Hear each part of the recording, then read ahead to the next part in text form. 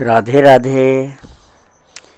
कल मैं बतला रहा था तुमको कि समत्व जो होता है अर्थात समता, उसी को योग कहा जाता है।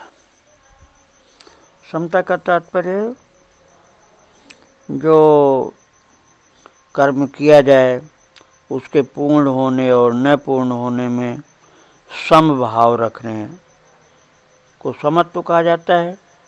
उसी का नाम योग है। तो ये बात कर मैं तुमको बतला रहा था। आप ये समझ लो कि जो समत्व में जो स्थित होकर के कर्म नहीं करता तो वो निश्चित ही सकामी होता है। सकामी होगा ना तभी वो समत्व में स्थित नहीं होगा, और जो निष्कामी होगा वो समत्व में स्थित हो जाएगा। उसको अपने करने से मतलब है, उसको सिद्धि असिद्धि से मतलब नहीं है जो निष्कामी है। और जो सकामी होगा वो समत्व में स्थित होना ही नहीं चाहेगा।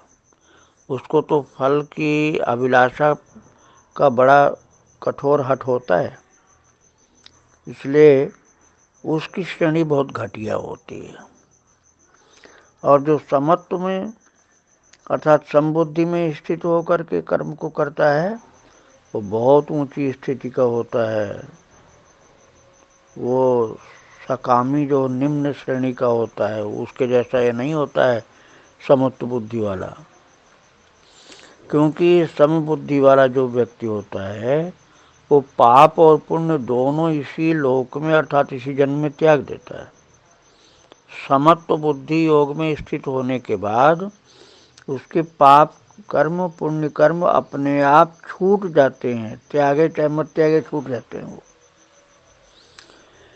तो फिर क्या होता है, वो योग में स्थित हुआ जो होता है व्यक्ति, वो जो कर्म करता है वो कर्म ही उसके लिए पूजा बन जाता है। वो कर्म जो समत्व बुद्धि से कर्म किया जाता है तो कर्म ही उसके लिए पूजा बन जाता है। और उसकी उस पूजा से सर्वात्मा की प्रसन्नता प्राप्त होती है। और यही उसका योग है अर्थात समत्व बुद्धि निष्कामता युक्त कर्म, जिसमें पाप पुण्य से मुक्ति मिल गई और कर्म पूजा का रूप धारण कर लिया। तो ये बहुत महान योग है। इसलिए इसी का प्रयास साधक को करना चाहिए।